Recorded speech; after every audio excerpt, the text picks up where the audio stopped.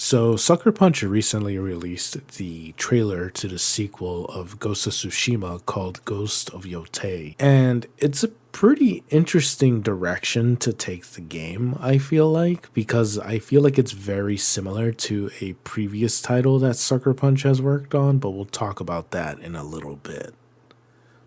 Ghost of Yotei will have a different lead instead of Jin Sakai from the original Ghost of Tsushima. This time, the character Atsu will be the lead character for the game. Not only that, but the game actually takes place roughly 300 years after the events of Ghost of Tsushima in an entirely new location. This is pretty interesting to me because I feel like it's a very good chance to essentially have Jin Sakai's legend as the ghost essentially become a bit of a folk tale to the people of Japan. There's no doubt in my mind that his story would have been told to so many different people and would have spread across all of Japan. And for Ghost of Yotei being completely in a different part of Japan, it makes sense that the ghost's legacy would still continue even to this day.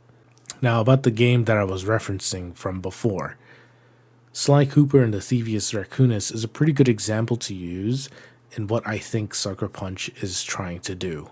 I think this is a really good idea on what Sucker Punch may be trying to do and have sort of a similar story to how the Thievius Raccoonus was done. For those that don't know, the Thievius Raccoonus is a book that teaches thieves on how to become master thieves.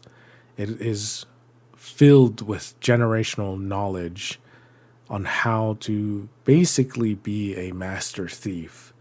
And to me, when I saw that we are playing as a new character, it shares a similar feeling on how Jin's story is essentially being passed down. In the trailer, you can see that Atsu actually has what looks very similar to Jin's original katana and tanto from the very first game. Now, whether that's a recreation or something that got passed down from ghost to ghost in the span of 300 years is sort of up in the air, but I wouldn't be surprised if it was actually Jin Sakai's original katana that was passed down along the years. I think this is a really good way of having sequels for the Ghost series, because not only does it essentially keep going from generation to generation, it avoids being stagnant in a way that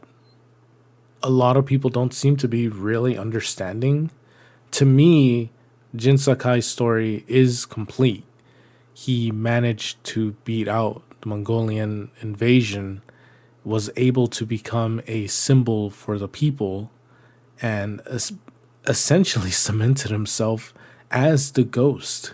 That is his new mantle that he has taken upon himself by the end of the game. Regardless of the choice of what you pick, Jin Sakai will end up being the ghost. I personally can't wait to see more about this game. I'm very excited that we're finally getting the sequel to Ghost of Tsushima, and I'm interested in essentially being in an entirely different location in Japan. I don't think I have to remind everybody that the original Ghost of Tsushima was absolutely beautiful in its presentation. The opening alone is something that's just completely jaw-dropping, to say the least. Sucker Punch has always been a company that I've been looking forward to for their games since the PS2, and I'm glad that they're back with a brand new title. But maybe, hopefully, we can also get a new Sly Cooper game somewhere down the road. So, a bit of a shorter video, nothing too crazy. I might do a bit of a deeper look into the initial release trailer, but for right now, I just wanted to talk about why I think this is actually a good idea and a good direction to take.